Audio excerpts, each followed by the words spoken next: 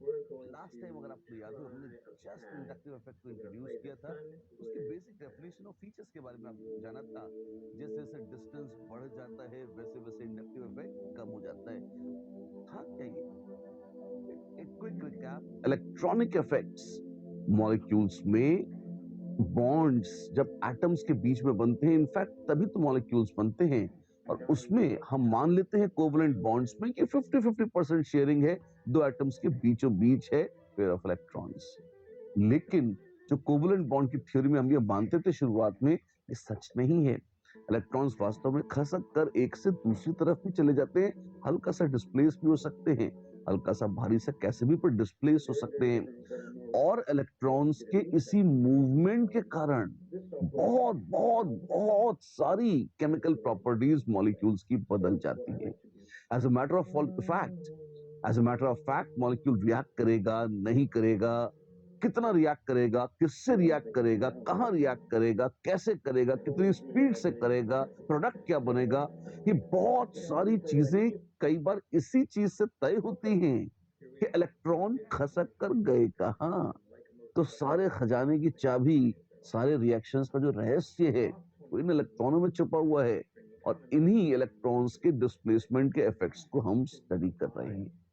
This is the heart of organic chemistry. बहुत ध्यान से सुनिएगा। दिल का एक टुकड़ा हम पिछली बार आपको दे चुके हैं, कौन सा? Inductive effect. Inductive effect although उतना शक्तिशाली नहीं है और सरल है, और पहला मेजर या महत्वपूर्ण इफेक्ट है। क्या है इसकी खास बात? क्या था इसमें? हमने कहा था permanent displacement of electron cloud. पहली बात तो परमानेंट इफेक्ट था, है ना?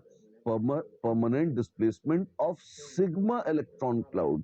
किसी एक दिशा विशेष में अगर सिग्मा इलेक्ट्रॉन क्लाउड खसक जाए because of attachment with another group, किसी दूसरे ग्रुप से कोई एटम जुड़ा हो, उसके कारण उसकी खुद की प्रॉपर्टीज बदल जाएं और वो दूसरों से इलेक्ट्रॉन्स का लेन देन शुरू कर दे, ये था इंडक्टिव इफेक्ट, राइट?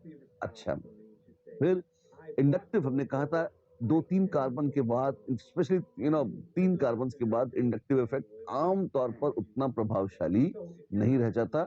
एक शॉर्ट रेंज इफेक्ट है, पर शॉर्ट रेंज में इसका महत्व अवश्य है। इतनी सी बातें हुई थी हमारी, और फिर एकदम से आ गई थी अगली क्लास की बारी। अब वो बारी लौट आई है, आइए फिर से देखते हैं। इंडक्टिव दो तरीकों से इसको डिनोट किया जाता है। कभी कभी लोग कहते हैं कि कुछ ग्रुप्स शो कर रहे हैं प्लस आई इफेक्ट, और कुछ ग्रुप्स शो कर रहे हैं माइनस आई इफेक्ट। और ये प्लस आई इफेक्ट और माइनस आई इफेक्ट क्या है, आइए ये भी देखते हैं। प्लस आई इफेक्ट का मतलब है कि किसी के इलेक्ट्रॉन्स खसका कर उससे दूर कर दिए गए हैं। जो इलेक्ट्रॉन रिलीज कर दे, जो अपने इलेक्ट्रॉन चले जाने दे, इलेक्ट्रॉन पे माइनस चार्ज होता है, तो जो माइनस चार्ज अपनी ओर खींच लेगा उस पर माइनस चार्ज आ जाएगा, तो हम कहते हैं अरे वो माइनस आई इफेक्ट दिखा रहा है। और जिससे इलेक्ट्रॉन खसक गए, जिससे दूर चले गए, हम कहेंगे अरे ये प्लस आई इफेक्ट दिखा रहा है। तो इलेक्ट्रॉन्स जिनसे खींच लिए जाते हैं वो दिखाते हैं प्लस आई इफेक्ट, और जो दूसरों के इलेक्ट्रॉन खींच लेते हैं वो कहते हैं, दिखाते हैं माइनस आई इफेक्ट। ध्यान रखिएगा, इलेक्ट्रॉन एक से खींचेंगे तभी दूसरे पे जाएंगे, है ना? तो प्लस आई और माइनस आई रात और दिन की तरह साथ साथ ही चलते हैं। अच्छा, ऐसा है। हाँ, छोटे बच्चों ने नंबर लाइन पढ़ी होती है। लाइन है, जीरो है, एक तरफ पॉजिटिव नंबर्स है, एक तरफ नेगेटिव नंबर्स हैं। ये इंडक्टिव भी काफी कुछ वैसा ही है अगर आप देखें तो, है ना? आप देखें कि उसमें रेफरेंस, जैसे नंबर लाइन में रेफरेंस होता है जीरो, जो जीरो से ज्यादा है नंबर्स वो पॉजिटिव हैं, जो जीरो से कम है वो नेगेटिव हैं। इंडक्टिव इफेक्ट में रेफरेंस है हाइड्रोजन। अच्छा, तो जो हाइड्रोजन हटाकर, मतलब ऑर्गेनिक कंपाउंड में तो क्या है, कार्बन और हाइड्रोजन है, तो कहीं भी अगर हाइड्रोजन का एटम लगा है और अगर हम उसको हटाकर कोई दूसरा ग्रुप जोड़ दें, ये कल्पना है कि अगर हम H एटम को हटाकर उसकी जगह कोई दूसरा ग्रुप जोड़ दें, तो हाइड्रोजन के मुकाबले वो इलेक्ट्रॉन रिलीजिंग है तो कहलाएगा प्लस आई इफेक्ट, और अगर हाइड्रोजन के मुकाबले वो इलेक्ट्रॉन विड्रॉइंग है तो कहलाएगा माइनस आई इफेक्ट। मुकाबले का क्या मतलब है? मतलब तो सारा मुकाबले का ही है, क्यों? एब्सोल्यूट टर्म्स में तो नाप पाना कठिन होता है, लेकिन हाँ आपको एक मिल गया। इट इज समथिंग लाइक पूछ रहे हैं कि हमने कहा कि भाई कोटा कितनी दूर है? कितनी दूर है? बहुत दूर है। अरे कहाँ से कितनी दूर है? बॉम्बे से कितनी दूर है? कलकत्ता से कितनी दूर है? जयपुर से कितनी दूर है? इस तरह से बात होती है ना। तो वैसे ही इंडक्टिव इफेक्ट किसके रिस्पेक्ट में है, किसके मुकाबले इलेक्ट्रॉन विथड्रॉइंग है और किसके मुकाबले इलेक्ट्रॉन रिलीजिंग है। तो जवाब मिलता है जी हाइड्रोजन है रेफरेंस। हाइड्रोजन के मुकाबले कोई इलेक्ट्रॉन घसीट ले जहां वो ग्रुप लगा है, अगर वहीं पर हाइड्रोजन लगी होती तो वो उस स्थिति को देखिए, और हाइड्रोजन लगाकर आपने दूसरा ग्रुप लगा दिया। अब आप देखिए यदि इलेक्ट्रॉन विड्रॉ कर रहा है वो ग्रुप हाइड्रोजन के मुकाबले, तो वो ग्रुप है इलेक्ट्रॉन विड्रॉइंग या माइनस आई, और अगर वो इलेक्ट्रॉन रिलीज कर रहा है हाइड्रोजन के मुकाबले तो वो है इलेक्ट्रॉन रिलीजिंग ग्रुप या प्लस आई ग्रुप। राइट, अच्छी बात है। अगर हाइड्रोजन खुद की बात करें तो वो कैसा इफेक्ट दिखाती है? अरे वो तो रेफरेंस है। कोटा कोटा से कितनी दूर है? व्हाट नॉनसेंस, कोटा कोटा में ही है। हाँ एग्जैक्टली, तो कोई खुद से दूर थोड़ी होता। फिल्मी गाना थोड़ी है कि हमको हम ही से चुरा लो, नॉनसेंस है ना। आई मीन जो रेफरेंस है वो तो बेस है ना। तो ऐसे ही हाइड्रोजन हम मानते हैं ना प्लस आई है ना माइनस आई, और बाकी सारे ग्रुप्स हाइड्रोजन के रेफरेंस में हैं। वो या तो प्लस आई होंगे माइनस आई होंगे। ठीक है, अच्छी बात है। इस तरह से जो हम बात कर रहे थे वही आपको ग्राफिकली भी यहाँ पे दिखा दी गई है। राइट, हाइड्रोजन के मुकाबले इलेक्ट्रॉन रिलीजिंग कौन है? वेल, कई सारे ग्रुप हैं, जैसे मिथाइल हल्का सा इलेक्ट्रॉन रिलीजिंग होता है यूजुअली। अच्छा, मतलब अगर कहीं CH लगा दिया तो इलेक्ट्रॉन रिलीजिंग है। हाँ। अब यहाँ एक बड़ी खूबसूरत चीज देखने में आती है। आप इसी बात को पकड़ लिया, आपने कहा अच्छा मिथाइल लगाएंगे तो रिलीजिंग है। हाँ जी, एक काम करते हैं मिथाइल पर ही मिथाइल लगा देते हैं। व्हाट? जी हाँ, कर सकते हैं ना, हम क्यों नहीं कर सकते, कौन रोकेगा, है ना। तो अगर हम मिथाइल पर ही मिथाइल लगा दें तो मतलब क्या है आपका, जैसे H है, एक H हटाकर हमने जी एक और मिथाइल लगा दिया, लगा सकते हैं। तो ये क्या बन गया? ये बन गया CH2CH3 या C2H5 इथाइल। जी हाँ, तो ये कैसा है? अब अकेला CH3 भी प्लस आई था। हाँ जी, और तो इसने क्या किया, इसने प्लस आई इफेक्ट बढ़ा दिया। हाँ बिल्कुल बढ़ा दिया। तो आप कह सकते हो मिथाइल की बजाय इथाइल का प्लस आई इफेक्ट और ज्यादा हो जाएगा। सही है। और ऐसे ही अगर हमने HH और मिथाइल जैसे ये लगाया था, अगर हमने 2 मिथाइल लगा दिए तो और ज्यादा हो जाएगा। अरे तीनों लगा दिए, क्या बात कर रहे हैं आप, अरे तो और ज्यादा हो जाएगा। तो जैसे जैसे मिथाइल मिथाइल तो रिलीजिंग है, रिलीजिंग वाले द मोर द मेरियर, जैसे जैसे बढ़ते आएंगे बढ़ते आएंगे बढ़ते आएंगे, वैसे वैसे इलेक्ट्रॉन रिलीज करने की टेंडेंसी बढ़ती चली जाएगी। इतनी सी बात है, इतनी सी बात है। ये तो आसान है, बहुत आसान है यार, क्या बात कर रहे हो आप, है ना।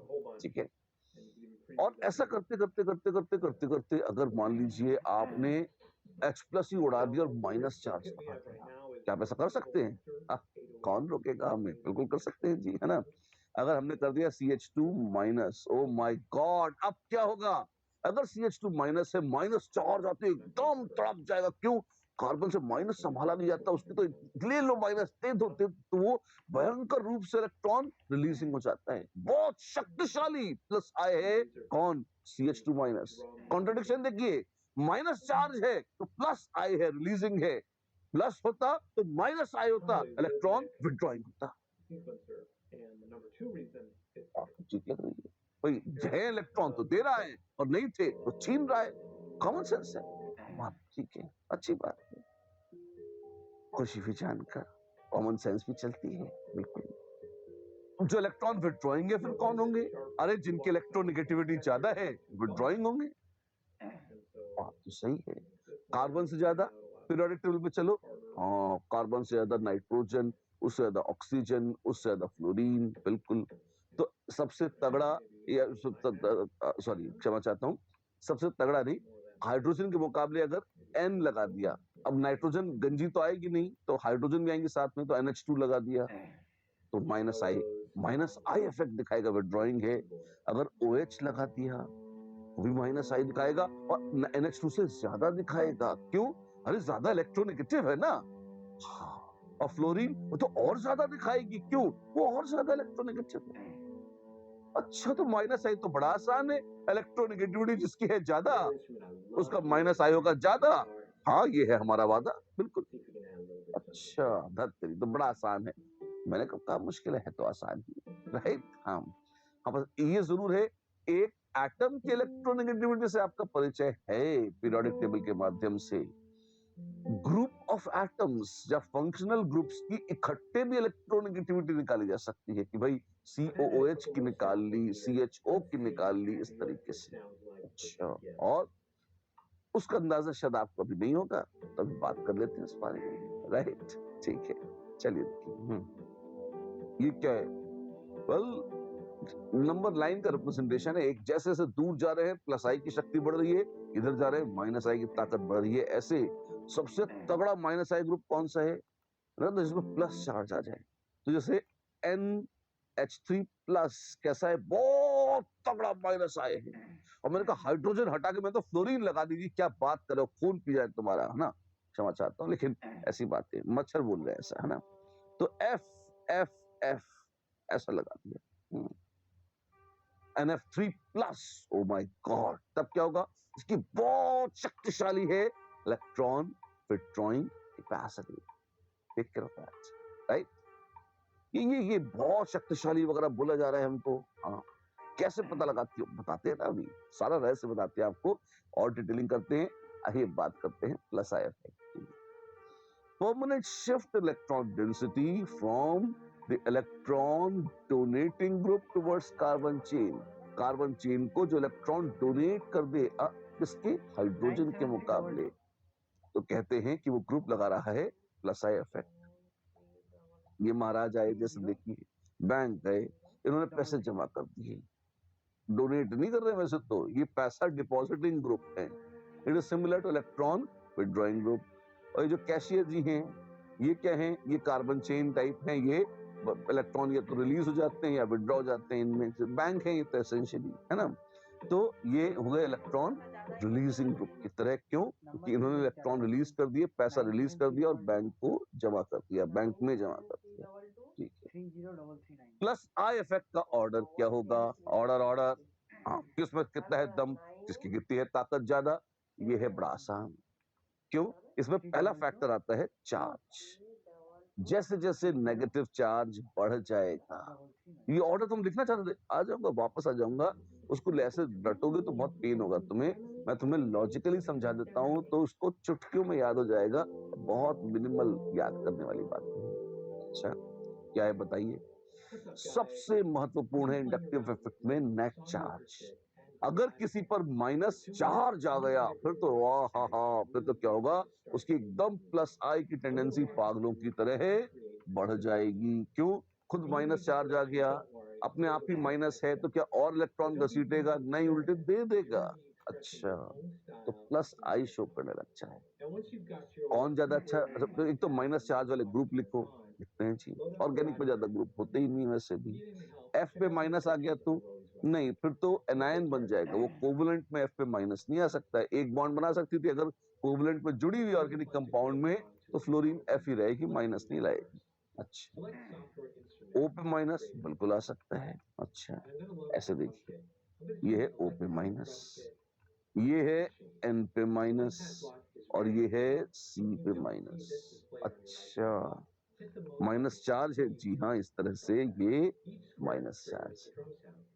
जैसे जैसे इलेक्ट्रोनेगेटिविटी बढ़ती चली जाएगी, जैसे जैसे इलेक्ट्रोनेगेटिविटी बढ़ती चली जाएगी, इलेक्ट्रॉन डोनेट करने की टेंडेंसी घटती चली जाएगी। इलेक्ट्रॉन डोनेट करने की टेंडेंसी, ऑब्वियस सी बात है यार, ज्यादा इलेक्ट्रोनेगेटिव है तो मतलब है लालची है, इलेक्ट्रॉन नहीं देगा। ठीक है, तो प्लस आई इफेक्ट की शक्ति कम होती चली जाएगी। यस, प्लस आई इफेक्ट की शक्ति कम होती चली जाएगी। जैसे जैसे देखिए, यहाँ पे CH2 माइनस, कार्बन से नाइट्रोजन से ऑक्सीजन, तीनों में -1 चार्ज है, तीनों शक्तिशाली, बहुत शक्तिशाली प्लस आई ग्रुप्स हैं। लेकिन उनमें भी परम शक्तिशाली कौन है? CH2 minus. क्यों? इलेक्ट्रोनेगेटिविटी कम है बाबू कार्बन की, उससे ज्यादा इलेक्ट्रोनेगेटिविटी नाइट्रोजन, उससे ज्यादा थी ऑक्सीजन की। तो आप देखेंगे कि माइनस चार्ज के रहते रहते भी प्लस आई इफेक्ट की टेंडेंसी कम हो जाती है। O माइनस भी बहुत शक्तिशाली प्लस आय है। बात गलत मत समझना, ये नहीं कि O माइनस बहुत हल्का है, पर ये शक्तिशाली है, ये महाशक्तिशाली है और ये परम शक्तिशाली है। ऐसा माने एक से बढ़कर एक है, तीनों के तीनों। अच्छी बात है। इलेक्ट्रोनेगेटिविटी बढ़ जाएगी, इलेक्ट्रॉन डोनेशन कैपेसिटी कम हो जाएगी। तो आप देखें, तो मैंने आपको ट्रेंड दिखाया था, CH2 minus, NH minus, O minus, सबसे पहले ये था।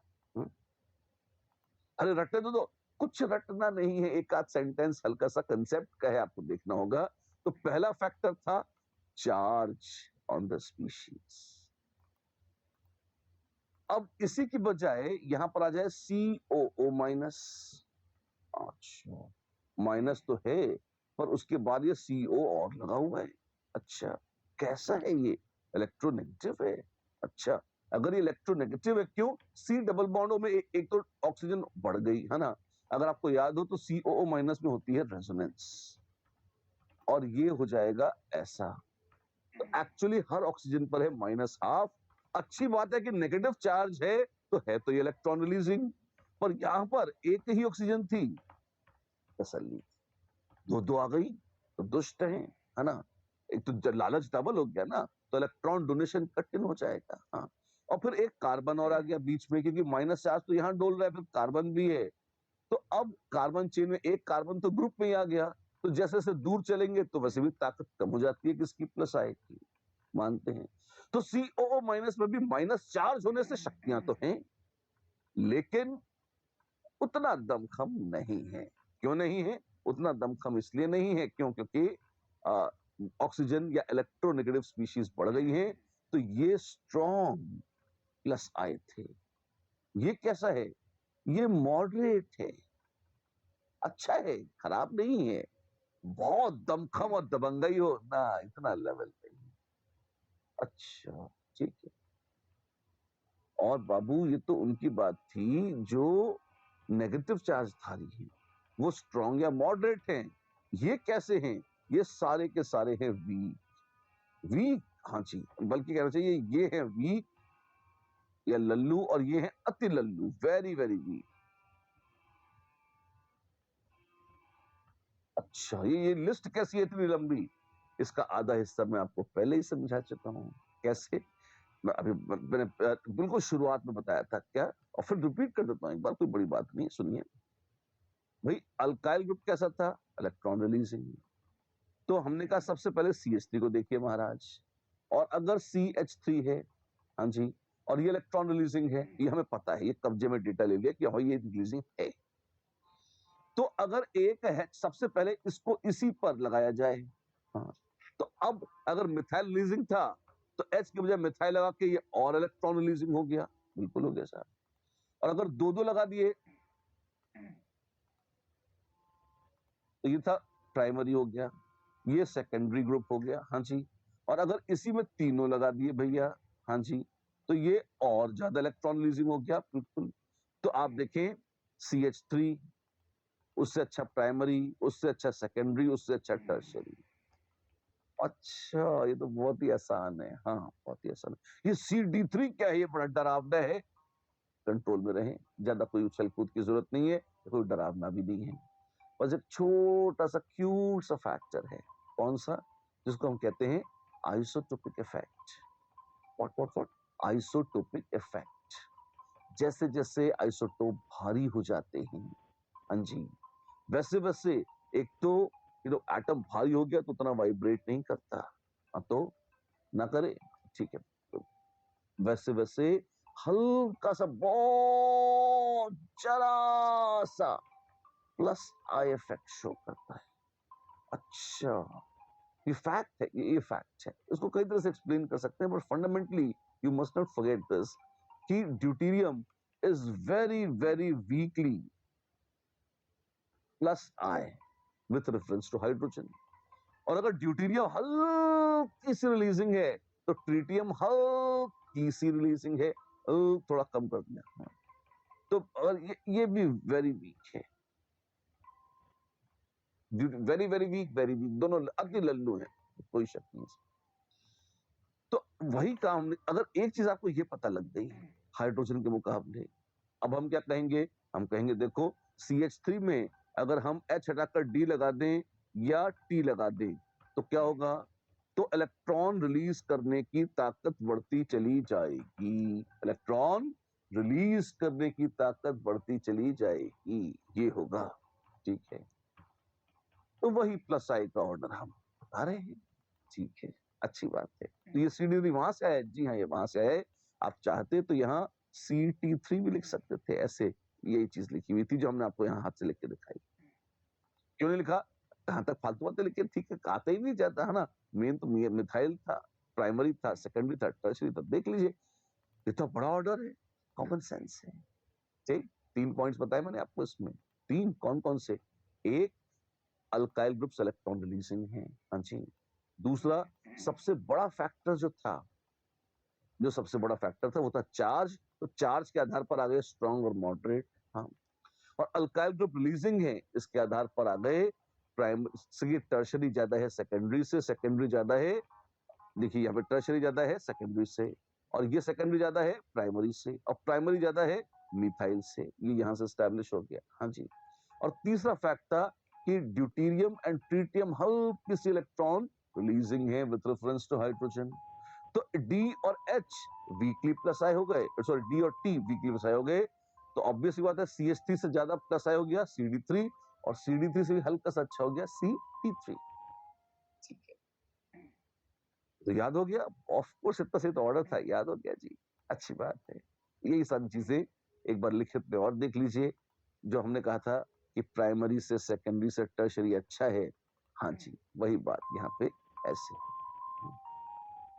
और ये हुई हाइड्रोजन से ड्यूटेरियम से ट्रिटियम की बात। बॉन्ड लेंथ्स कम होती चली जाती हैं।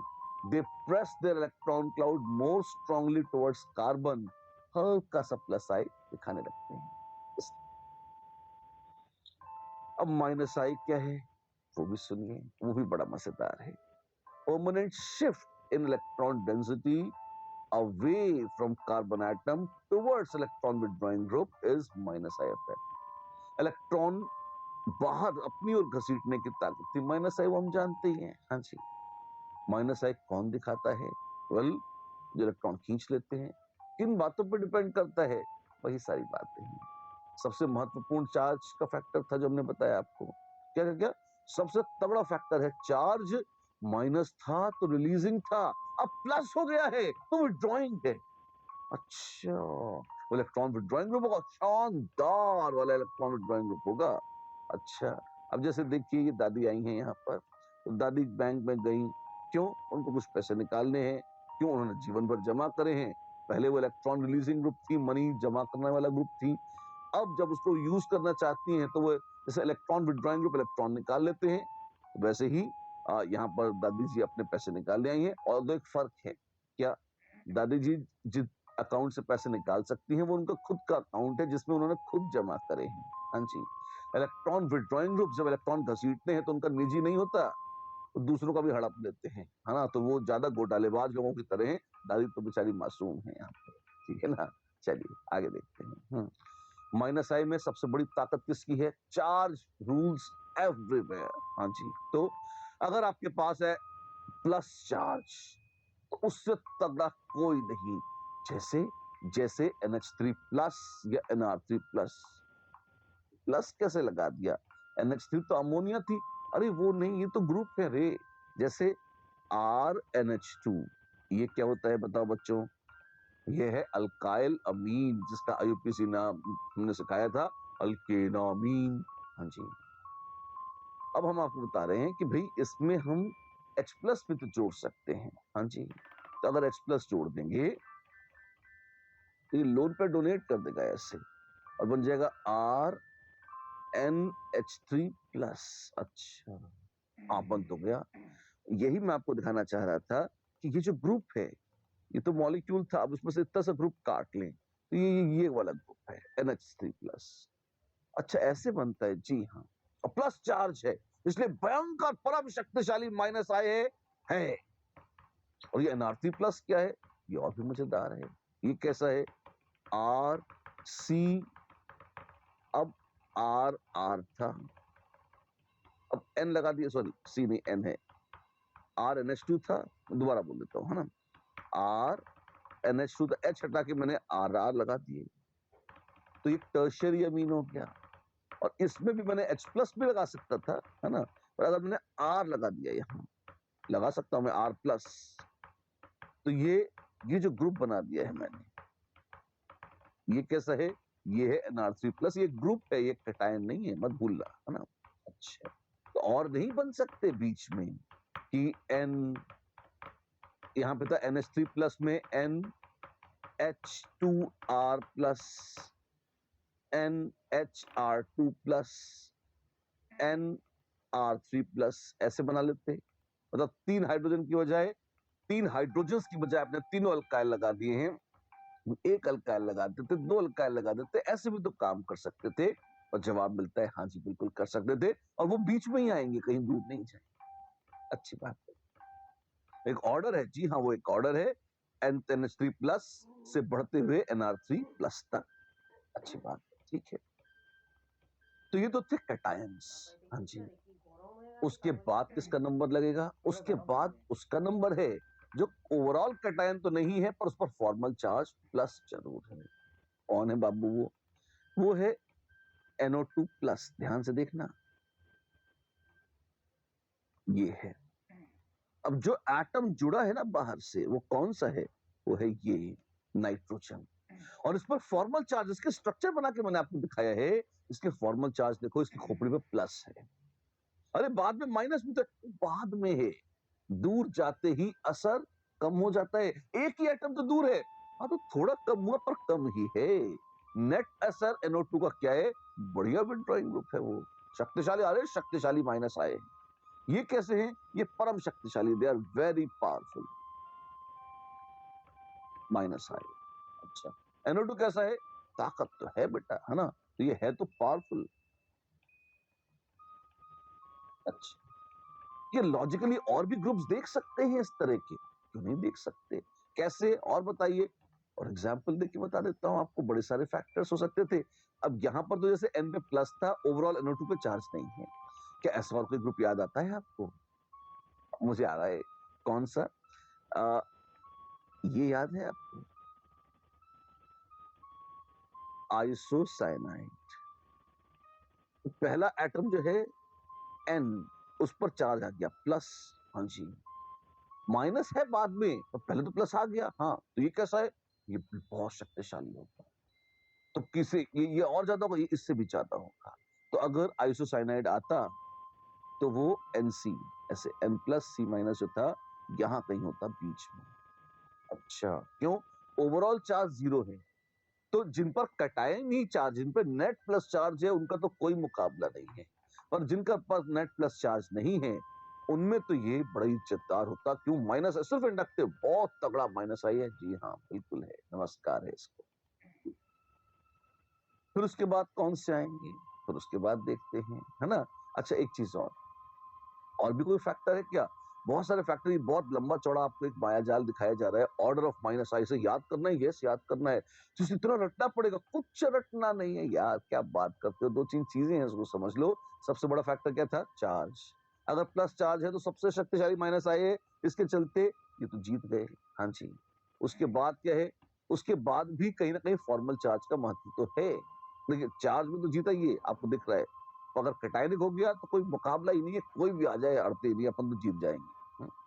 लेकिन उसके बाद एक दूसरे फैक्टर का भी बड़ा महत्व है, वो था फॉर्मल चार्ज।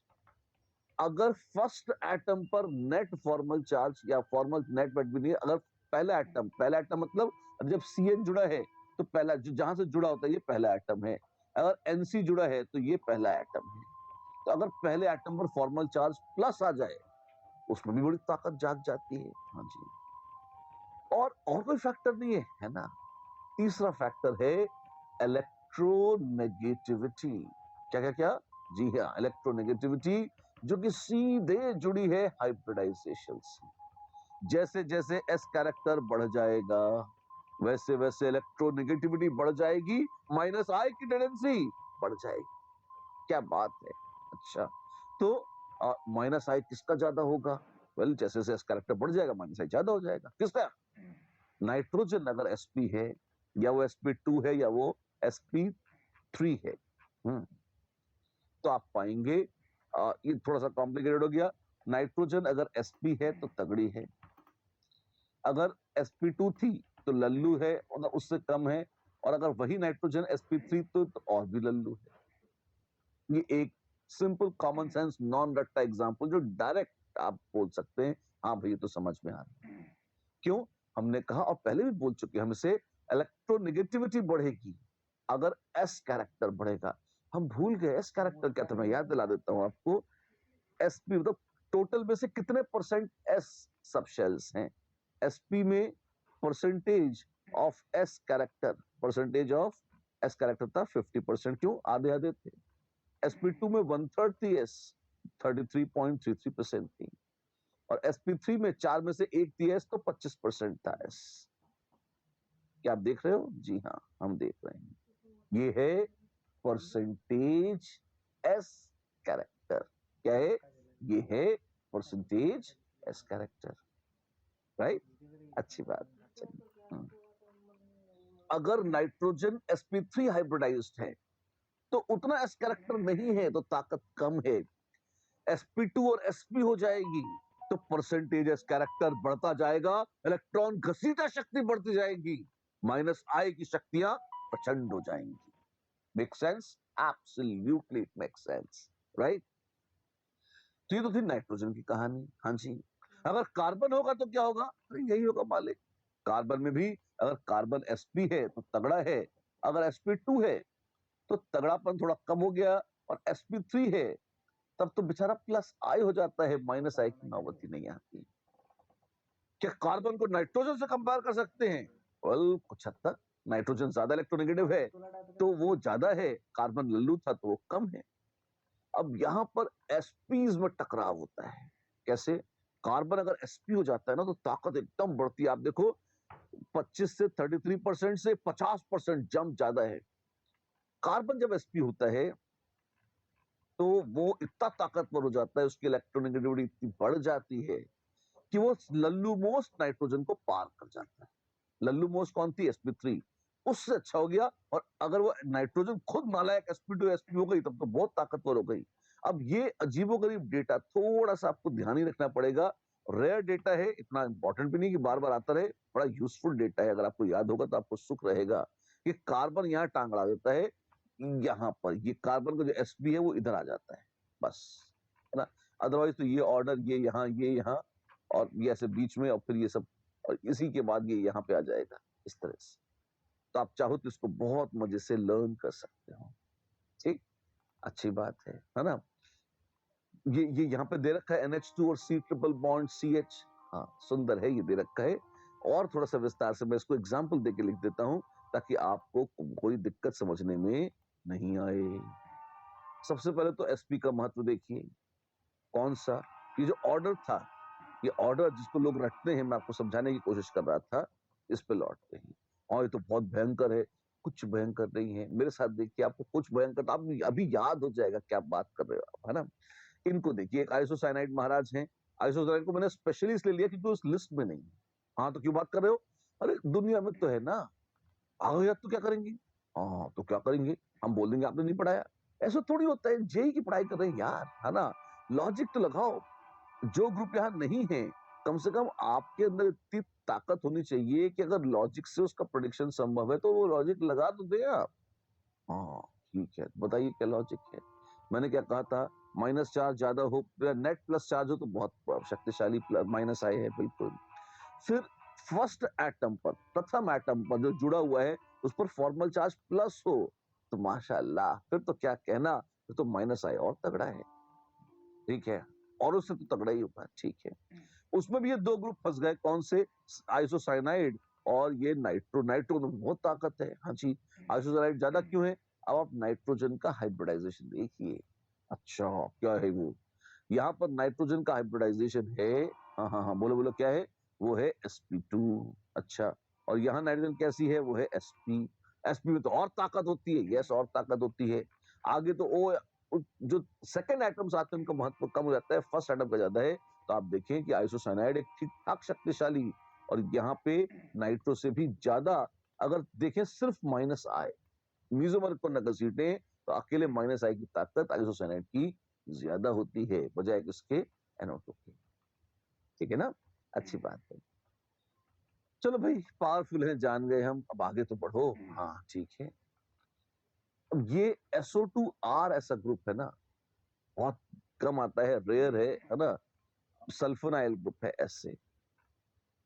स्टाइल बनाने के लिए आप इसे लिख सकते हैं, इसकी लोकेशन यही क्यों है ये आपको याद करनी पड़ेगी। दो दो ऑक्सीजनों ने इतनी बैंड बजा दी सल्फर की कि नेट उसकी इलेक्ट्रॉन घसीटा शक्ति बहुत बढ़ गई है। ठीक है, NO2 और SO2 में आप देख सकते हैं O2 तो एक जैसे थे, N इलेक्ट्रॉन विड्रॉइंग है ज्यादा S के मुकाबले, तो NO2 SO2R से ज्यादा हो गया। एक सस्ते तरीके से आप देखना चाहें तो ऐसे भी देख सकते हैं। अच्छा, NO2 से कम है साइनाइड। क्यों? साइनाइड में सबसे पहला आइटम कार्बन है, नाइट्रोजन नहीं। पहले वालों में नाइट्रोजन थी तो ज्यादा इलेक्ट्रोनेगेटिव थी, इज्जत ज्यादा थी। ये sp है, अच्छी बात है, कार्बन ही तो है, इसलिए साइनाइड भी ताकत है उसमें, बहुत मूर्ख नहीं है, उतना दमखम नहीं रहेगा, फिर भी अच्छा माइनस आई माना जाता है ना। NO2 SO2R साइनाइड ये क्या है, ये अच्छे पावरफुल प्लस आई ग्रुप्स में गिने जाते, सॉरी पावरफुल माइनस आई ग्रुप्स में गिने जाते हैं। अच्छा, फिर क्या है, अब फिर लल्लू की बारात है। कैसे, आप देखते जाइए, अब और ये बड़ा लॉजिकल है, मुश्किल बिल्कुल भी नहीं है, आप हमारे साथ देखिए आपको मजा आएगा। ठीक है, अब एक बार हमने साइनाइड को देखा, तो आप देखिए साइनाइड में खासियत क्या है, खूबसूरती क्या है, sp आ गया जी, तो ताकत आ गई, बिल्कुल sp में ताकत तो है ही सही। हाँ। फिर आप देखें अगर sp2 वाले हैं, बढ़िया बेहतरीन, COOH कैसा है, ठीक है, पर sp है तो उतना दम नहीं, सॉरी sp2 है तो अब sp के मुकाबले थोड़ा डाउन है। दो दो ऑक्सीजन भी है, तो यहाँ एक नाइट्रोजन थी और नाइट्रोजन भी नालायक sp थी, दोनों में ताकत थी, है ना। तो एक sp और दो sp2 शायद थोड़ा ज्यादा रहते, कार्बन खुद भी लल्लू हो गया था sp2 में। नेट असर ये होता है कि भाई COH sp2 वाला थोड़ा कम ही बैठता है, किससे, sp हाइब्रिड कार्बन जो साइनाइड वाली है। यहाँ तो दो दो ऑक्सीजन है, हाँ माइनस आई है, हाँ है। अगर एक ही रह जाए, रह सकती है, कैसे, अगर एल्डिहाइड हो जाए, बिल्कुल, तो ये क्या है, ये माइनस आई की स्ट्रेंथ कम होती चली जाएगी। यस, माइनस आई की स्ट्रेंथ कम होती चली जाएगी, बात तो सही है, बिल्कुल। और अगर इसमें इलेक्ट्रॉन रिलीजिंग ग्रुप लगा दूं तो और कम हो जाएगी, बिल्कुल। ये क्या है, ये एल्डिहाइड था, और अल्काइल ग्रुप इलेक्ट्रॉन रिलीजिंग होते हैं, तो ग्रुप में अंदर इलेक्ट्रॉन रिलीज हो गया तो दूसरों से बाहर से घसीटने की टेंडेंसी कम हो गई, खुद घर से ही मिल गया तो बाहर मांगने की टेंडेंसी कम हो गई, ऐसा। तो कीटोन्स हल्की सी कम हो जाती है, किससे, एल्डिहाइड से। अच्छा, ऐसा है, जी हाँ ऐसा है, ये ऑर्डर है, बिल्कुल। कार्बोक्सिलिक एसिड्स का माइनस आई, ध्यान रखना मैं इलेक्ट्रॉन विड्रॉइंग कैपेसिटी की बात नहीं कर रहा, मैं सिर्फ माइनस आई की बात कर रहा हूं। अगर सिर्फ और सिर्फ माइनस आई देखेंगे तो कार्बोक्सिलिक एसिड्स का ज्यादा होगा बजाय एल्डिहाइड्स के, एल्डिहाइड्स का थोड़ा सा ज्यादा होगा बजाय कीटोन्स, इस तरह से, राइट, अच्छी बात है। तो ये तो ऑर्डर आ गया यहाँ पे इनका। OR और OH में बड़ा लव हेट रिलेशनशिप है, आसपास ही होते हैं, लेकिन थोड़ा सा आपको ये याद ही रखना पड़ेगा कि OR is slightly better as compared to OH। क्या OR में तो वो रिलीजिंग था, हर जगह लॉजिक मत लगाइए, क्यों, कुछ जगह बस है, आप उसको ऐसे ही मान लीजिए, केमिस्ट्री की खूबसूरती यही है, ये ज्यादा होता है OR OH से। एक्सप्लेन किया जा सकता है, पर वो इतना गोलमाल एक्सप्लेनेशन है कि अल्टीमेटली है जो है वो वही वाली बात है, उसको डायरेक्टली याद कर लीजिए, आपके दिमाग पर जोर कम पड़ेगा। इलॉजिकल एक्सप्लेनेशन भी है, इलॉजिकल ये ऑर्डर भी है, तो आप सिंपली इसको देख लीजिए, ऐसा है। हैलोजेंस कहाँ आते हैं, अब ये थोड़ा प्यारी सी बात है। हैलोजेंस जो हैं वो कार्बोक्सिलिक एसिड और कीटोन के बीच में आ जाते हैं। कैसे, वो दिखाते हैं। तो आप देखिए कि आपने एसिड एल्डिहाइड कीटोन्स को सेट किया, अब हैलोजेंस को सेट करने की बारी है। हैलोजेंस को, जी हाँ, हैलोजेंस को कैसे करेंगे, आप देखिए। F6Cl से Br से I लगातार इलेक्ट्रोनेगेटिविटी कम हो रही है, तो एक तो इनका माइनस आई इफेक्ट आपस में कम होता जाएगा। हाँ जी। और ये पूरा खानदान कैसा है, अगर देखेंगे तो फ्लोरीन तो बहुत तगड़ी थी, सबसे तगड़ी थी। अगर एक एटम देखेंगे तो फ्लोरीन मोस्ट इलेक्ट्रोनेगेटिव थी, इसमें कोई शक नहीं है। और यहाँ तो ग्रुप ऑफ एटम्स की भी बात आ रही है। तो फ्लोरीन का जो माइनस आई इफेक्ट है ना, वो एसिड के जस्ट बाद आता है। अच्छा, सारे हैलोजन धड़ाधड़ धड़ाधड़ एक के बाद एक आ जाते हैं और यहीं आके बैठ जाते हैं। ये डब्बे के अंदर F से कम Cl से कम Br से कम I, ये तो लॉजिकल है, ये ऑर्डर ऑफ इलेक्ट्रोनेगेटिविटी है। पर वो COOH के बीच में क्यों आया, COH और OR के बीच में क्यों आया, उसका जवाब है जी आया, बस है ना। तो ये फंडामेंटल डेटा के तौर पर आपको थोड़ा ध्यान ही रहेगा, सुख रहेगा, है ना। और आपस में बहुत सारी चीजें 100% लॉजिक नहीं लग रहा है यहाँ। आप देखिए 99% तो हम कोई काम चला देते हैं, क्यों, इसको देख लिया, ये ऐसा है, ये ऐसा है, ये आधे दो क्यों है, ये सब बातें कर ली हमने, ये देख लिया, ये लॉजिक लगा लिया, है ना। OH और OR भी एक है वाला पीस था, है ना? बाद वालों को भी दिखाता हूं, देखिए। अगर आपके पास है sp2 हाइब्रिड कार्बन तो माइनस आए है, और पीएच में क्या है आप देखें एक बार, ये देखिएगा, ध्यान से देखिएगा, है ना। ये ऐसा ग्रुप है, CH डबल बॉन्ड CH2 अगर होता तो ये हो जाता, हाँ जी। और फिनाइल कैसा है, फिनाइल में देखिए ऐसा है। अच्छा, तो ये आपने और एक्स्ट्रा sp2 हाइब्रिड कार्बन जोड़ दिए हैं। हाँ, ये तो थोड़े इलेक्ट्रोनेगेटिव है बिल्कुल। तो अब इस ग्रुप की माइनस आई, फिनाइल की माइनस आई की टेंडेंसी विनाइल के मुकाबले थोड़ी सी ही सही पर ज्यादा हो जाएगी। दोनों बड़े लल्लू माइनस आए हैं, पर लल्लू में महालल्लू था ये और लेस लल्लू था, पर थे दोनों लल्लू। ठीक है, ये कैसे है, ये वीक है। अच्छा, और NH2 देख लेंगे उसको, ये था sp2, ये था sp2 और ये महाराज है sp, और बीच में धड़ाम से कूद पड़ा है कौन, ये बेवकूफ नाइट्रोजन sp3 वाली। अच्छा, क्यों, अभी बता रहे थे, उसी के बाद तो उस पर आए थे कि sp वाला कार्बन जीत जाता है sp3 वाली नाइट्रोजन से, बस इतना सा फर्क है। और ये आपको बता दूं, ये सारे के सारे वीक प्लस आए, सॉरी वीक माइनस आए। अच्छा, वीक माइनस आए, और ये OH OR और हैलोजेंस जो हैं, आप चाहें तो कह सकते हैं कि ये मॉडरेट हैं। ये जो है ये मॉडरेट है, सारे के सारे। ऊपर की लाइन में जो थे स्ट्रांग है, बस ऐसे करेंगे। आसान है, अरे शानदार है, क्या बात कर दी आपने। चलिए आइए, इतनी सारी बातें इंडक्टिव के बारे में और प्यारी प्यारी बातें, यस, है ना।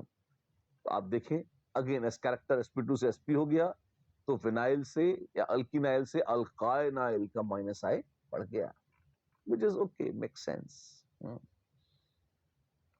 इलेक्ट्रॉन डिस्प्लेसमेंट्स किस दिशा में हो रहे हैं, वेल अल्काइल से देखिए इलेक्ट्रॉन रिलीजिंग है, तो तीर उससे बाहर निकलता हुआ दिख रहा है। हाँ जी, ऑक्सीजन ज्यादा इलेक्ट्रोनेगेटिव है, उसकी तरफ घसीटता हुआ दिख रहा है। मिथाइल रिलीज कर रहे हैं, तो ऐसे। और as a group COCH3 ketone, अब CO जुड़ गया, तुम जो मिल गए हो, तो ये लगता है और इलेक्ट्रॉन घसीटेंगे मिलके, है ना। तो आप देखेंगे ये माइनस आए अच्छा खासा है, इस तरह से कीटोनिक ग्रुप है ना, इसलिए। ये क्या है, ये है बाबू कार्बोकटायन।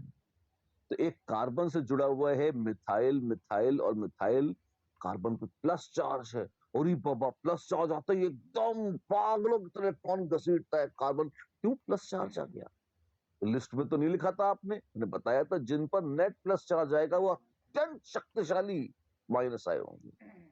तो आपने तो नाइट्रोजन लिखी थी, क्योंकि वो ज्यादा आराम से आ जाती है। कार्बोकटाइन्स अनस्टेबल होते हैं, वो टहलते नहीं मिल जाएंगे कि हले उनसे मिलिए, ये कार्बोकटाइन है पड़ोस में रहने आए हैं, ऐसा नहीं होता, है ना। कार्बोकटाइन्स तो बड़े अनस्टेबल होते हैं, है ना। ये तो बनते हैं और रिएक्ट कर जाते हैं, पर जो थोड़ी देर के लिए, एकदम एक सेकंड, एक करोड़वें हिस्से के लिए भी अगर बन गया, उसमें क्या होगा, क्या उसमें इंडक्टिव लगा सकते हैं, यस लगाएगा, कैसा, पागलों की तरह माइनस आए। एक मिनट, ये पागलपन नाइट्रोजन का ज्यादा है कार्बन का, ऑब्वियसली। अगर प्लस चार्ज N पर भी है, C पर भी है, लेकिन अगर सिर्फ इंडक्टिव देख रहे हो तो इलेक्ट्रोनेगेटिविटी N की ज्यादा है, तो अगर नाइट्रोजन वो NH3 प्लस NR3 प्लस थे, अकेला माइनस आई देखोगे तो माइनस आई उनका ज्यादा होगा, कार्बोकेटाइन का अकेला माइनस आई उतना ज्यादा नहीं होगा, और वो भी अच्छा बहुत मस्त माइनस आई होगा, वेरी पावरफुल में गिना जाएगा, इसमें कोई शक नहीं है, ठीक है ना। COO माइनस कैसा होगा?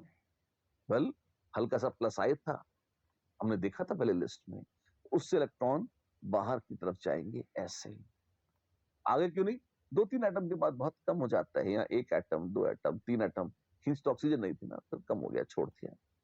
COOH कैसा है? माइनस नहीं, पूरा एसिड है, विथड्रॉइंग है, तो आप देखें यहां से घसीट रहा इलेक्ट्रॉन, और शो कैसे करते हैं, ABCD ऐसा है, तो इंडक्टिव इफेक्ट को बीचों बीच तीर बना के दिखाते हैं ऐसे,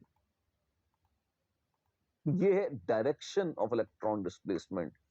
प्लीज नोट, अगर ए से बी एरो बनाते तो कोऑर्डिनेट बॉन्ड होता, दुम काटते तो डायपोल मोमेंट दिखाने की बात हो जाती थी, कुछ नहीं करते, ए और बी में बॉन्ड है साहब, हाँ है, और बीचों बीच तीर, मतलब इंडक्टिव इफेक्ट में इलेक्ट्रॉन्स के डिस्प्लेसमेंट की दिशा ए से बी की तरफ है, ए लेस इलेक्ट्रोनेगेटिव है, बी ज्यादा है, उसने खसका लिया अपनी और इलेक्ट्रॉन, इतना शो करता है कि बीच में लगा हुआ तीर एरो का हेड, राइट, अच्छी बात।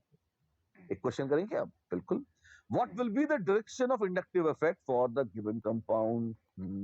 आपको कंपाउंड ड्रॉ करना है और बताना है इलेक्ट्रॉन्स के डिस्प्लेसमेंट की दिशा क्या है, NO2 है माइनस आई, हाँ, और मिथाइल है प्लस आई, उस इलेक्ट्रॉन एक ने दिया और दूसरे ने घसीट लिया, तो अब क्या होगा, दिया और घसीट लिया में आप देखोगे इलेक्ट्रॉन्स यहां से फिर यहां जाएंगे, फिर यहां जाएंगे, और तब ना यहां पहुंचेंगे ऐसे, इस तरह से, ठीक है।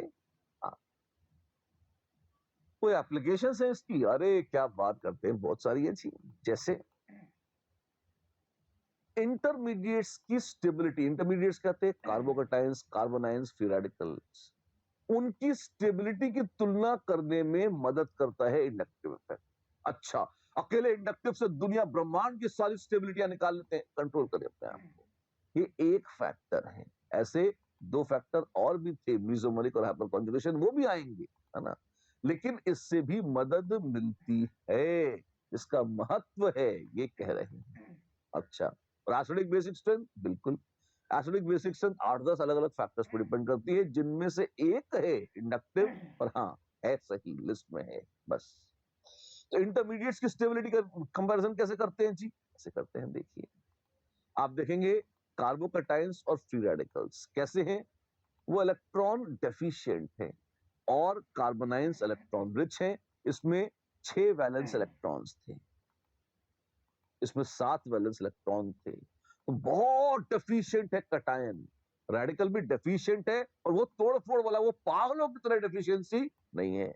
और कार्बोनाइंस कैसे हैं, वो तो बेशरम इलेक्ट्रॉन रिलीजिंग डेफिशिएंट का रिच है, नालायक इनके, है ना, तो जो ऑलरेडी रिच है, जिसके ऊपर जो इलेक्ट्रॉन से लबरेज है, आपने कहा और दे ले इलेक्ट्रॉन, वो पागल है कि नहीं चाहिए यार, दूर रख, दूर रख, क्यों, अरे नहीं मांगता, अपन नेगेटिव नहीं, अपन तो पॉजिटिव माइंडसेट के लोग हैं, तू नेगेटिविटी ढकेल रहा है तू।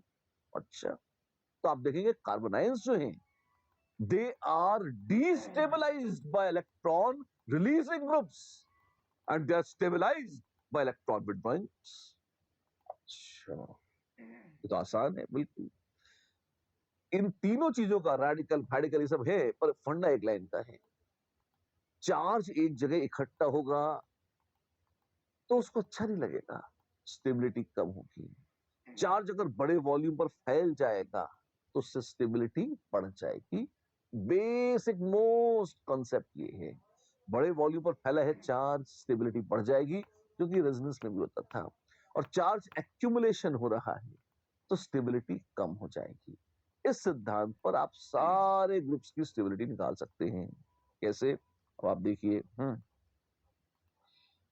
जो इलेक्ट्रॉन रिलीजिंग ग्रुप्स हैं वो किसको सुखद लगेंगे, जिसके पास इलेक्ट्रॉन्स की कमी है, उससे जोड़ दिए तो क्या होगा, जो रिलीज कर रहा है वो कहेगा हाँ हाँ ले लो मेरे इलेक्ट्रॉन, दूसरा कहेगा हाँ हाँ दे दो अपने इलेक्ट्रॉन, दोनों राजी हैं तो बड़ा अच्छा लग रहा है, स्टेबिलिटी बढ़ जाएगी।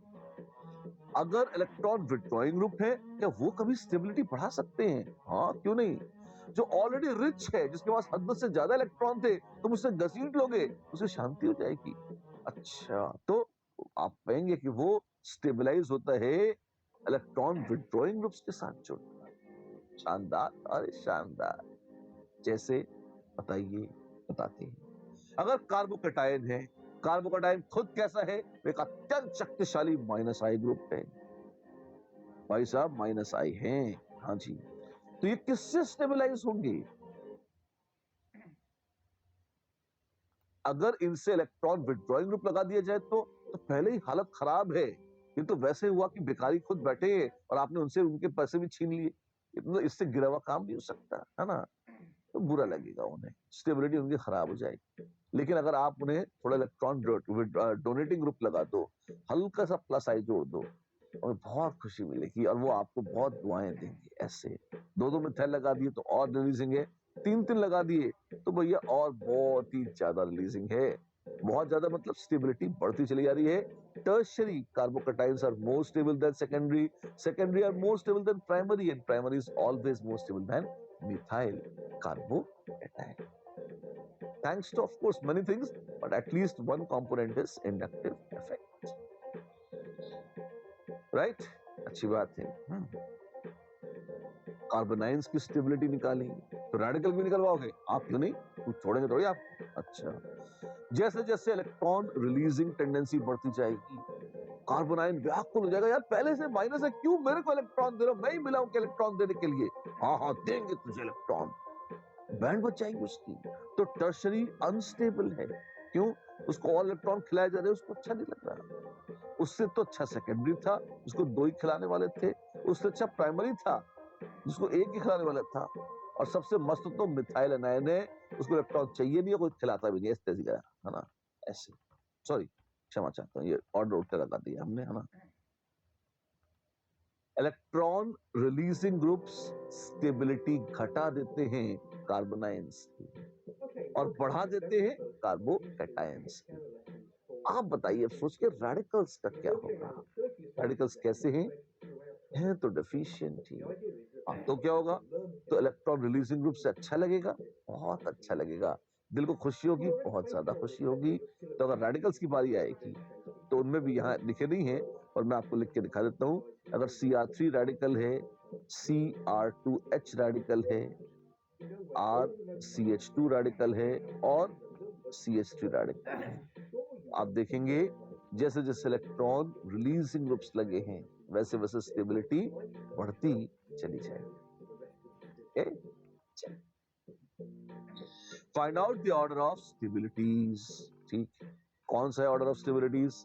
जैसे CH3 CH CH2 माइनस, बिल्कुल ये जुड़ा है NO2 से। अब कार्बोनाइन था, कार्बोनाइन में यहाँ 1 नंबर पर कार्बोनाइन थे, 2 नंबर पर NO2 लगाए हैं। यहाँ 1 नंबर पर कार्बोनाइन है तो 3 नंबर पर NO2 लगाए हैं। NO2 कैसा है? बहुत प्यारा है। प्यारा मतलब वो इलेक्ट्रॉन विड्रॉइंग ग्रुप है। इलेक्ट्रॉन विड्रॉइंग ग्रुप्स क्या करते हैं? वो स्टेबिलिटी बढ़ा देते हैं कार्बोनाइंस की। तो जितना करीब होगा, हाँ जी, उतना सुख होगा। पर दूर जाने पर तो कम हो जाता है इंडक्टिव इफेक्ट। जी हाँ, तो NO2 की इलेक्ट्रॉन विड्रॉइंग ताकत घट गई है दूर जाने पर। अगर ताकत घट गई है तो उतना मजा नहीं आ रहा, करीब था तो अच्छा लग रहा था। स्टेबिलिटी पहले वाले कार्बोनेट की ज्यादा थी दूसरे के मुकाबले। यही नहीं, यदि इसके स्थान पर ऐसा कुछ रहा होता, यहाँ पूछा नहीं है पर हम बता रहे हैं आपको, NO2 बिल्कुल खोपड़ी पर आकर बैठ गया होता, वाह वाह वाह क्या कहना, एक नंबर है तो बिल्कुल, तो मोस्ट स्टेबल कार्बोनाइट यह हो जाता। उस दूर चला गया तो स्टेबिलिटी कम होती चली गई। ऐसे डिक्रीजिंग ऑर्डर ऑफ स्टेबिलिटीज में लगाएं। ठीक है, अभी तो NO2 लगा है, बड़ा मस्त है, माइनस आए। साइनाइड उतना मस्त नहीं है, क्लोराइड तो लल्लू है, और मिथाइल तो प्लस आए है। अच्छा, तो स्टेबिलिटी कम कर देगा, सबसे कम है ये, और बढ़ता हुआ क्रम है ये, इस तरह से। राइट, शानदार। ऐसे ही जैसे हमने बात करी थी किसकी, कार्बोकैटायंस, कार्बोनाइंस और रेडिकल इंटरमीडिएट्स की, ऐसे ही बात होगी एसिडिक बेसिक स्ट्रेंथ की भी। सुंदर है, खूबसूरत है, पर ये बातें अब हम अगली बार करने वाले हैं। क्यों? थोड़ा सा लंबा है, थोड़ा इंटरेस्टिंग है और थोड़ा सा कॉम्प्लेक्स भी है। ये समझने के लिए, अच्छे से करने के लिए आपको प्लस आई और माइनस आई का ऑर्डर याद करना पड़ेगा। जब तक वो ऑर्डर याद नहीं होगा, आपने समझा दिया, मैंने अपना काम कर दिया। मैंने उस लंबे चौड़े कॉम्प्लिकेटेड ऑर्डर को एकदम टुकड़े-टुकड़े करके बहुत सुंदरता से सारे लॉजिक आपके सामने प्रेज़ेंट कर दिए। तब भी उन सबको सुनकर ध्यान रखना, मस्तिष्क में धारण करना बहुत आवश्यक है। जब तक आपने एक कान से सुन के अगर दूसरे कान से निकाल दिया फिर फ़ायदा नहीं होगा। और ऑर्गेनिक केमिस्ट्री पढ़ने का तरीका क्या है? आपने नोट्स जो लिखे होंगे, हमने नहीं लिखे, जो आपको नोट्स मिले होंगे, हाँ, कब्जे में हैं, उन्हें पढ़िए, हैं? हाँ, पढ़ते तो हैं, याद करिए। आपको ये सारे पॉइंट्स जो मैंने बोले हैं, जैसे मैं बोलता रहा हूँ वैसे ही लर्न होने चाहिए। यदि आपने ये कर लिया, क्या? यदि आपने ये कर लिया तो शानदार हैं आप, फिर तो क्या बात है ना? और फिर आप तैयार हैं किसके लिए?